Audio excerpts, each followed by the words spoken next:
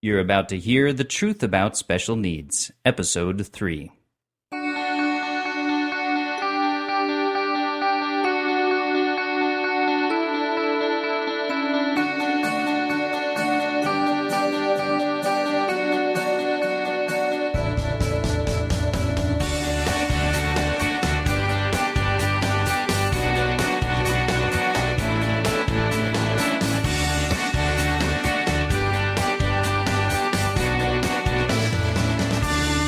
Thank you for joining us for this episode of The Truth About Special Needs. This is Episode 3. My name is Chris Cowan. And my name is Esther Cowan. And we are married. We have 3 awesome boys, including twins who just turned 5, and youngest who's about to turn 2. Yep. And one of those twins is named Hunter, and he has special needs.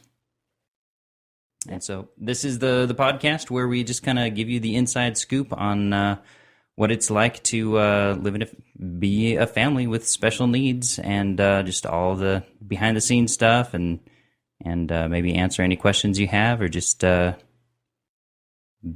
that voice, I guess. Right? That's what we're doing? Yes, that is what we're doing. We are going to be talking about all sorts of things. So today, our main topic. Yep. Do we mention the main topic right now? We can. It's a little early, but we can. The main topic is basically we're going to be talking about some of the things from our experience, things that others don't realize about what it's like raising a special needs, things that we didn't realize before having a special needs kid, and what that entails. There's so much stuff that you can never know that families deal with, positives and negatives. Yeah. With a special needs kid, that even I think when you have a friend that is special needs, or friends that have a kid with special needs, there's still stuff that, we just don't realize. Yeah.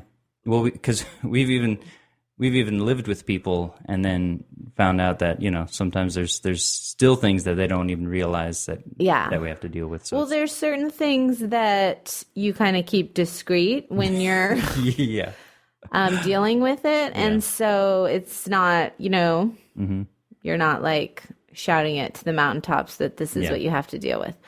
But I think it's good to get it out there and let everybody know, people who don't have special needs kids, that this is what a lot of us deal with. And then people who do, just kind of be like, oh yeah, we know what that's like. Yeah, exactly. Yeah. And so we'll get to that in a second. But first, we can just start off with updates. What's new? We can start out with just general updates. What's new with you? I started a blog. That's right. I think I started that since our last episode. I think so, yeah. And that has been not life-changing at all. I was going to say exciting, but really it's not. I might even be more excited about it than you are. I think you are. You're the one who kind of... I'm the web media got me guy, to do it, yeah. But I'm super stoked to see you doing it, and it's been pretty well received, and I'm pretty stoked to see you doing it. Do you want to talk about what it's about? Do you plug your own blog on your Yes, you absolutely do. You absolutely do. As you'll see, you even plug your other podcast on your own podcast later. Okay, so we're just there's multiple ways to love us. Just go to all these different websites. There's so many love languages. We're really putting ourselves out there for the world to just grab on and love us. Okay, so my blog is just basically a do-it-yourself home decor, basically, kind of blog. Yeah. Where I just do projects around the house, and then I write about them. Or do it yourself laundry. That's my laundry method. I just say do it yourself. No, just kidding. I don't do that. Home decor. Yeah. I said home decor. Okay. Yeah. Laundry is not decor. You're right. Yeah, so that has been fun. I don't think I've done any more projects than I would already do. I'm just blogging about them as I do them. And in fact, a couple of them you were kind of recording long before you officially started blogging, and so you've got a little bit of a backlog that you'll get to share as well. But really cool stuff. I'm pretty proud of my wife when people come over and see our house and see how cute it is and how well decorated it is. And how cheap everything is. that's I'm not complaining about that either. Yeah, that's your favorite So part. the blog, since we're talking about it, we should tell where you can find it. It's at nowiloveit.com. Nowiloveit.com, and it's there's no going back now. It's Esther's blog, and she includes photos and cute little commentary and all that stuff. So check it out. All right, so we did that part. We plugged ourselves on our own podcast. That's right. Well, personal updates about Hunter. Yep. We did a personal update about me, which I don't know. Okay. That's totally cool. That somehow coincides. This is our podcast. We can do whatever we want. Okay. So we got a little note today from Hunter's physical therapist. She sends home a note every week or something about his development. Mm-hmm. And today's was cool because he's been going in the gait trainer, which, if anyone doesn't know what that is, that's a little walking device that helps kids walk when they don't have much strength in their core and limbs. So it kind of holds him up and has wheels, and he can walk using that. So at school, they started putting him in there a couple weeks ago, and he was kind of dragging his feet and kind of just being pushed or else moving his feet really, really minimally. Yeah. So she sent the note home that said he's really starting to take steps that she thinks are a lot more purposeful, and he's actually getting to move himself around in the gait trainer. That's pretty exciting. So that's really exciting because we didn't know, but I wasn't really ever expecting him to be able to be upright and moving himself. So that is really exciting, and that was our little note just today. Yeah. So she said because he was kind of relying more on one leg to kind of push him than the other, and she said now he's kind of using both a little more, which is good to see because obviously it's a lot easier to walk in a direction if you're using both feet. So that's exciting. So it's, sometimes with Hunter, I think we kind of feel like because we see him every day, when he does progress, it happens so slowly that we don't even always realize it or fully appreciate it. And well, that's why it's good to have the therapists. Yeah. Because they really have the eye for knowing what is an improvement, whereas we just kind of see like, okay, well, Connor learned how to walk, he learned how to talk. Yeah. It's harder to see the finer tuned things like, oh, he's taking steps with both legs instead of one leg. Yeah. Connor's our youngest. Connor's our almost 2-year-old. Yeah. So, that was exciting. That is very exciting. Yeah. Did you want to talk about this next thing at all? Oh, do you have that? Maybe you don't have that. We might be looking at different I have show notes 2.0 right now. I don't know what we're talking about. That Facebook fan page? All right. Let's talk about it. Okay. Well, we can't not now because everyone's going to go, what were you talking about? Why did you? And then you didn't. And now I don't know what to say. Now that I brought it up, now we have to. So okay. So I stumbled upon a group or a Facebook page that I think is kind of unfortunate. Mm-hmm. I think it gives special needs parents and families kind of a bad, I don't know. I felt like it makes them look really bitter. It does. And this is kind of something we touched on a little bit last episode. I'm saying them because I don't want to say you don't want to be associated because I don't. Yeah, I didn't join the group. I'm like, I would love to join this group where there's a bunch of other special needs families. What was the name of the group?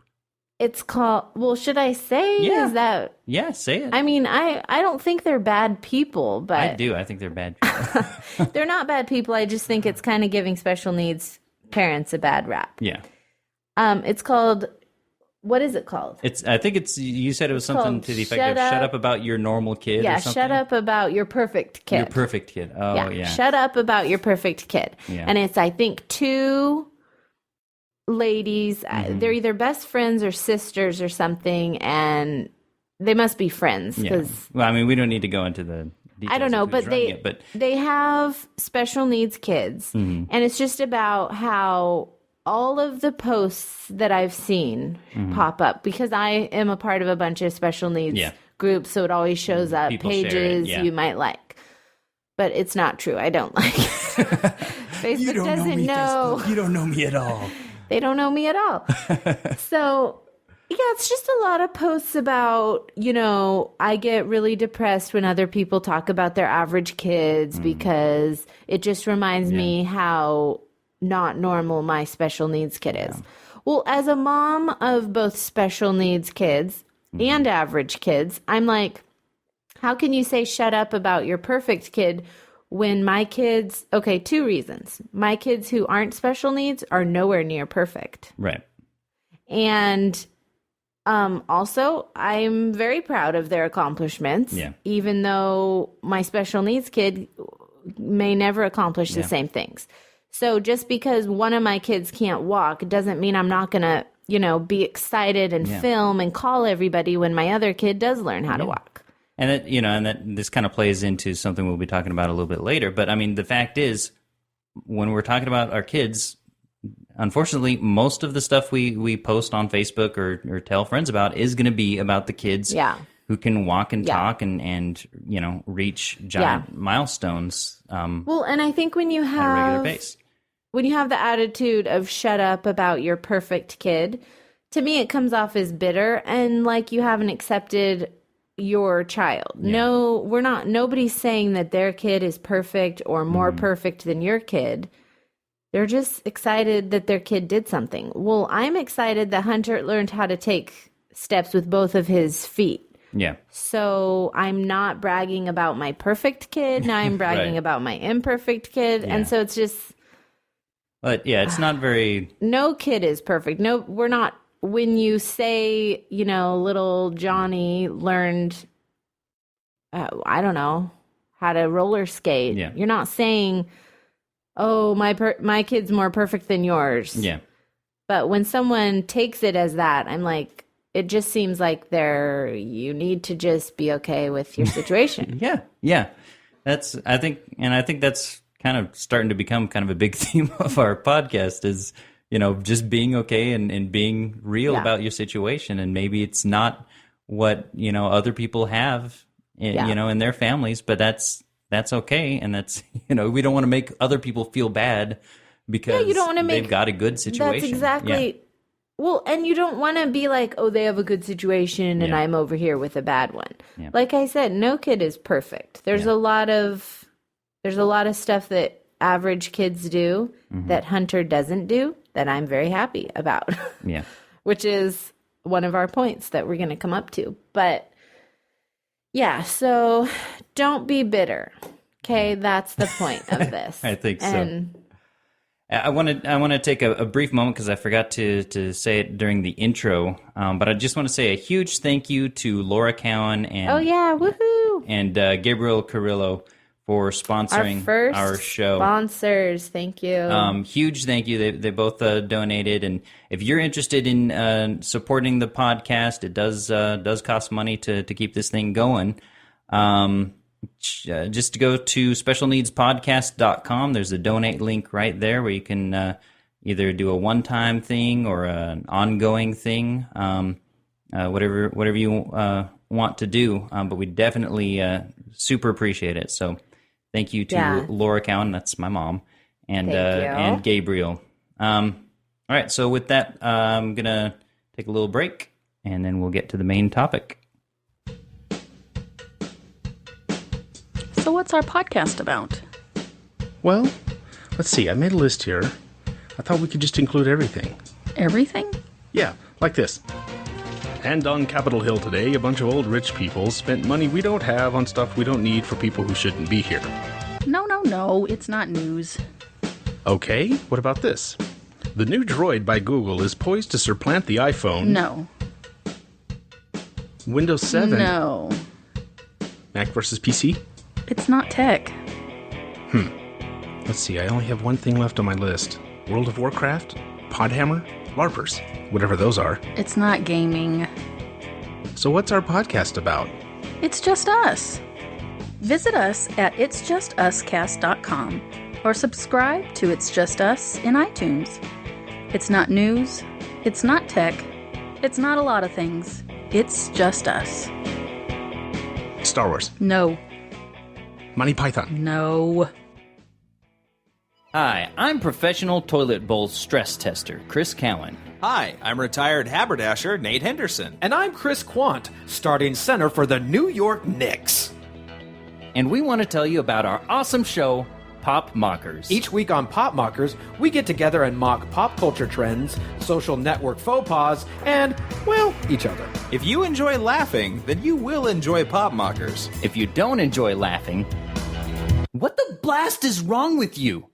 Seriously, like with all the wonderful things in life to celebrate, with all the scientific evidence promoting the health benefits of laughter, what is wrong with you your soul is so dark? Okay. All right, calm down, buddy. All right. Anyway, if you want some weekly fun in your ears, check us out at popmockers.com. If you don't like to laugh, you're a jerk. Pure and simple, you're a jerk. That's hard. Popmockers.com. And now it's time for today's topic. Nice. Okay.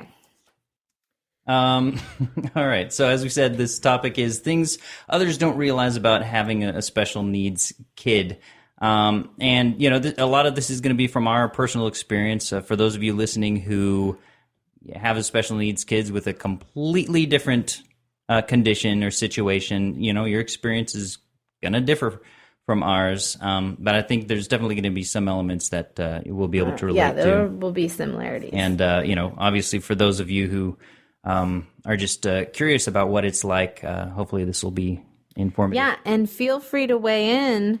Anybody who doesn't have a special needs kid or, you know, doesn't have one in their family or, you know, doesn't know of anybody,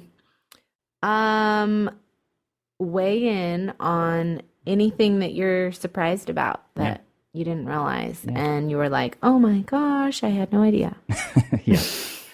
So first here that I put down was getting babysitters. We're actually blessed in our situation. We go to a church that's very much, very much like family there. Yeah. And so we're actually blessed that we actually have people who've the kids have grown up with, and so for us, it's not as much of a challenge as I could definitely see it being in a different situation. But still, it is a consideration in getting babysitters. We can't just, you know, call anybody up or just ask anybody to do it. And like doing stuff on the fly is sometimes difficult because if we don't have the right equipment for Hunter or his medicine, all that, we can't just, you know, randomly decide to stay longer somewhere. We kind of have to plan ahead for stuff like that. Yeah, we can't just randomly do that because he's got medicine he has to take every single night, or he'll have seizures. Yeah. How about this next one? Time and commitment constraints. This is something I've just been kind of realizing lately. You know, when we have a kid with special needs. Lately, when we do? No, it is something I've been thinking about. As opposed to considering lately. Okay. It's been on my mind. Okay. Lately. But it does affect your ability to get involved with other activities. You know, we have to carefully consider what commitments, what things we commit to. Yeah. That includes, church things. Sometimes there's things that we've been involved in that we've had to, kind of reconsider, or things we've wanted to get more involved in. That, Yeah. And like if there's something I want to do, it places an extra burden on you because it can mean you having to get the kids ready or something. Anything that we do on our own is basically going to leave the other one with the kids, which is normally fine, but we have to, make sure that we're not doing too much of that, because that puts a lot of burden on just one of us. Yeah. Just because usually everybody thinks like, okay, well, if it's an evening event, okay, well, you'll just put the kids to bed at 8 and then, watch movies all night. Right. Well, with We've got a Hunter, whole that's routine not with the case, Hunter, because there's a whole long drawn out routine that doesn't end until like 11:30 some nights. Yeah. So, and it's gotten better, but but it's definitely... the other two can go to bed at 8, no problem. But it's just that's definitely a good one, because we have to watch out what we commit to. And then events that I always think, I could just do that and just take the kids with me and they'll just play with the other kids. Well, Hunter can't play with the other kids, and he isn't always, happy and satisfied. He needs to have entertainment sometimes. So if I'm going to be busy doing something, I can't usually just go and take the kids with me, right, if I have him. So it's not like you can just I'm going to go grocery shopping, with all the kids, because who's going to push Hunter in his stroller or his mobile chair? That was a big thing that a lot of people, I've heard a lot of our friends and family were really surprised about, even though I don't know how we missed it. But when Hunter was little and before he started going to school, when he was 3, just grocery shopping was... We had to wait till I got off work. Grocery shopping was a huge issue for our family, because I couldn't push Hunter in a stroller while pushing a grocery cart. Yeah. And I still have, people go, oh my gosh, I never even thought about that. And I'm like, that was 3 years of our life where, usually a stay-at-home mom, you can go do your grocery shopping, do whatever you need to do. I mean, even when you have kids, maybe it's a hassle or it's annoying or whatever. But for us, it was just physically impossible. Yeah. Now he goes to school, so I do have time during the day to get stuff done like that I need to do, that I wouldn't be able to do with him home. But that was a big one, and that was 3 years. That was a big chunk of our lives. Yeah. And so this next one kind of ties in a little bit to what we were saying as far as a nighttime routine, sleepless nights. This for Hunter, and we kind of shared a little bit in, I think, the first episode, about some of the struggles we had in the first couple years with, or especially in the early months with him. But even the first several years, basically up until he started going to school, the nights were incredibly rough. Yeah. We did not get to sleep, like, ever. We didn't sleep through the night until, like, a year ago. I think so. And he's 5 now. Yeah. So we slept better through having our third kid when he was a newborn, when Connor was, than we slept before he was born. Usually when you have a newborn, it's like, oh, I'm not going to sleep. But Connor was such an easy baby. Yeah. And that was right when Hunter started going to school. So it was funny. After the newborn was born, it was like we were getting more sleep than before. Yeah. And it was because of Hunter. It had nothing to do with the newborn whatsoever. Yeah. But he would wake up at minimum once a night, if not a couple times a night. Yeah. We'd have to go, go get him, try to feed him a bottle or something, get him to go back to sleep. And we used to remember when he would wake up in the middle of the night and would just be awake. And there was nothing we could do. So we would put a cartoon or something on for him, And he would lay there and watch it, and we would go to sleep, and we'd leave all the doors open so we could hear him if he cried, which he never did. He really just fell back to sleep. Yeah. But that always felt so bad and weird. But it was like we were so tired, I don't think we could have stayed awake if we tried. There wasn't much we could do. And then, and there was also just the getting him to bed in the first place was often, quite time consuming and involved because we'd have to try to feed him a bottle and he'd be so we would have to wrap him up like a newborn in his blanket and hold him in the curve of our arm and feed him his bottle exactly like you would like a 4-month-old baby, except for he was like 4 years old, so he was massive. And that just changed recently, in the past year. Which is nice. So we actually sleep through the night now. Now we have the other little guy, Connor, who comes into our bed sometimes, but other than that, we get pretty good sleep nowadays. For the most part. He still keeps us up a little bit, but for the most part, it's definitely a lot. It's definitely improved tremendously from where it was. Although I don't feel any less tired. I know. So I think that's because we have 3 kids. So there's only so much sleep you're going to get when you have 3 kids, I think. Or rest. Maybe we get sleep, but not much rest. Not much rest. That's probably true. So seizures is the next I have on my list. I don't think I have that. I think you have it in different order. Okay. You put me in a different order. Oh, yeah. I added seizures down here. Okay, here it is. Seizures. So seizures.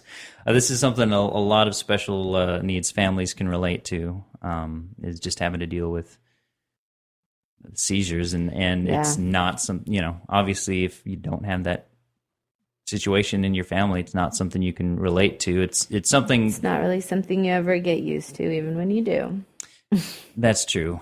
But you don't freak out as much. That's true. Hunter's first seizure was New Year's, I think, and I think he was 2. Yeah, he started out having really small, really short seizures, and they were like 6 months apart. So we didn't really think much of them. Our neurologist didn't think much of him. And then he had his big, long, back-to-back seizures, and that was in April, I think, 2012. Right after he turned 3. Yeah. So he was having back-to-back seizures for like 3 hours. Yeah. And that was really bad. We had to call the emergency room. Well, he had he was in a seizure for about 15 minutes. And so we called 911 and they came and Connor was only like 4 months old. Yeah, so you had to stay. So I had to stay home with the baby, and Chris went to the hospital with Hunter. Yeah. And then they had to give him, I think, like 3 different medicines before he finally stopped the seizures, which by that time it had been like 3 hours. Yeah. So, then he got transferred to a different hospital and ended up staying 2 nights in the hospital. He hadn't had more seizures. No. But he was so exhausted. And he wouldn't eat, and he was just doing really bad, and so they just kept him 2 nights. Yeah, that was the most intense, emotionally just draining time I've ever experienced. That was just it was horrible because I had the 4-month-old baby at home with me. And then you were staying at the hospital with Hunter, but your mom came out. That was so great. Yeah, she flew from Utah. Yeah, she flew out kind of suddenly. Yeah. So that was just hard. And then after that, I didn't want to leave him, and you're just freaked out. Is he going to have another seizure? But we got him on medicine. And for a couple weeks, you were pretty... I was weird. And I remember feeling... You were weird, but you were... No, I remember feeling like I was acting weird because I'm not a worrier. Yeah. Usually I'm on the other end of the spectrum, like, oh, they'll be fine. It's no big deal. You were afraid to go out with him. Yeah, that freaked me out. I was not really Yeah. acting It took normal. you a couple weeks, I think, to kind of get into a groove and kind of. Yeah. Well, and then I realized, okay, well, he's on medicine Yeah. and the medicine works and he's going to Yeah. be okay. We're not going to be in the ER for the rest of our life. Yeah. Even though it was only 2 nights, that's like, Yeah. okay. Yeah. Although just recently he started having some more seizures. We've had to increase his dosage a little bit. And, Yeah. Now when seems he to have it under has, control, but when he's had seizures since then because his dose isn't right or something, it doesn't freak me out as much. yeah. It's not like you don't ever get used to it like, oh, it's no big deal. It's still a huge deal. But, we know what to do. We have our plan in place. Yeah. And I think that's what helps is you have a plan. Knowing what to do. Yeah, you know what to do. And it's not like, the first time where it's, oh my gosh, what do we do? Call 911 and Yeah. we don't know what's happening. Yeah. So now we have a plan in place. We have some emergency meds we can give him if he goes into a long seizure, which would be like 10 minutes or more. Yeah. And they have that at his school and we have it at home. So anywhere we are, we would be able to handle it. We wouldn't really need to call 911 now, which is Hopefully, probably not. Yeah. helpful. Well, all right. So next thing I have is the physical burden. He's as he grows, it is more and more.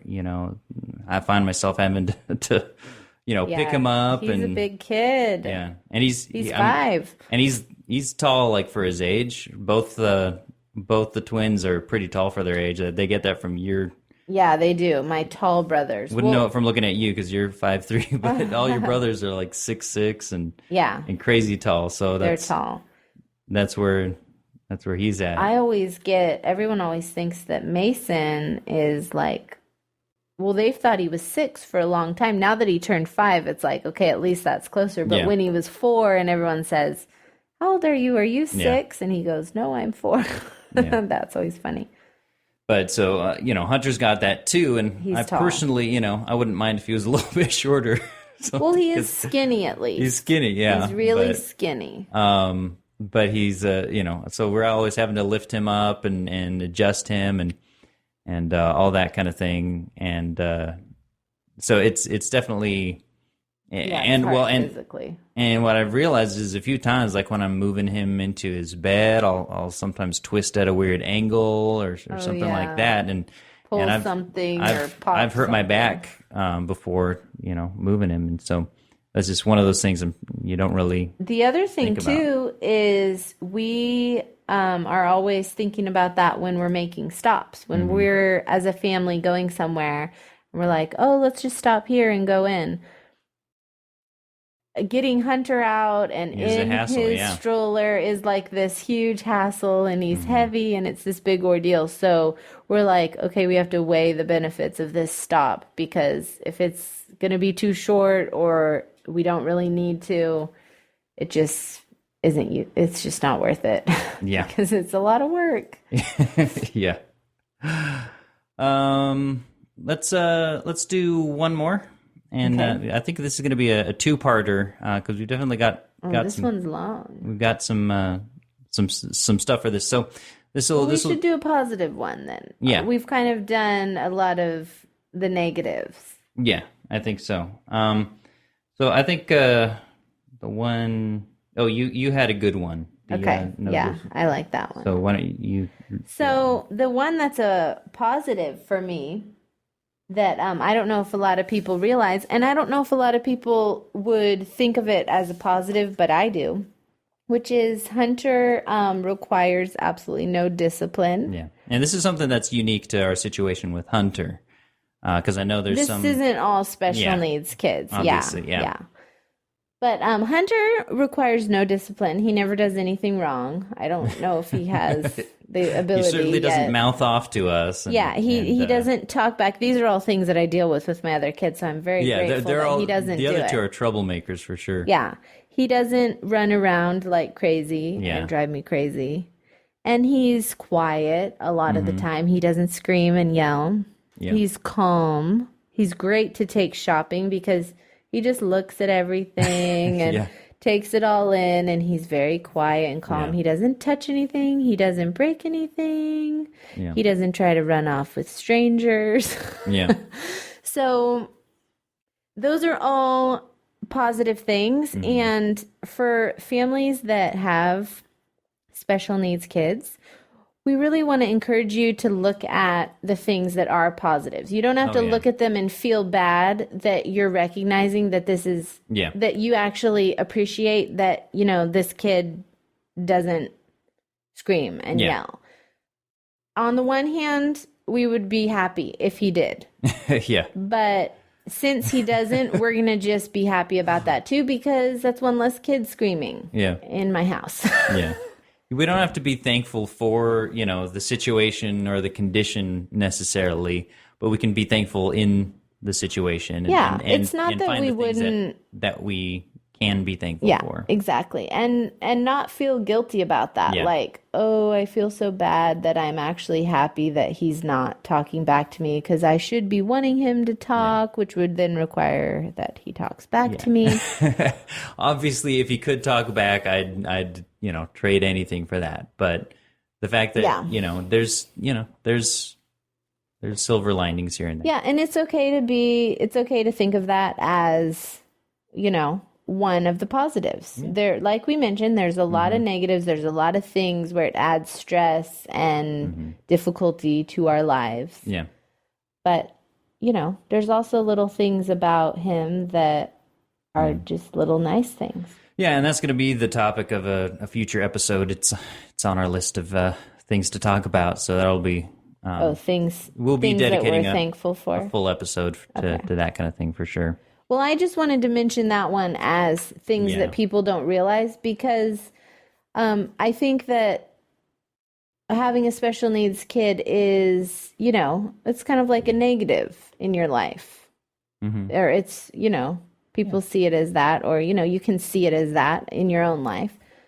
So, you know, we need to realize that there's positives to it, and, you know.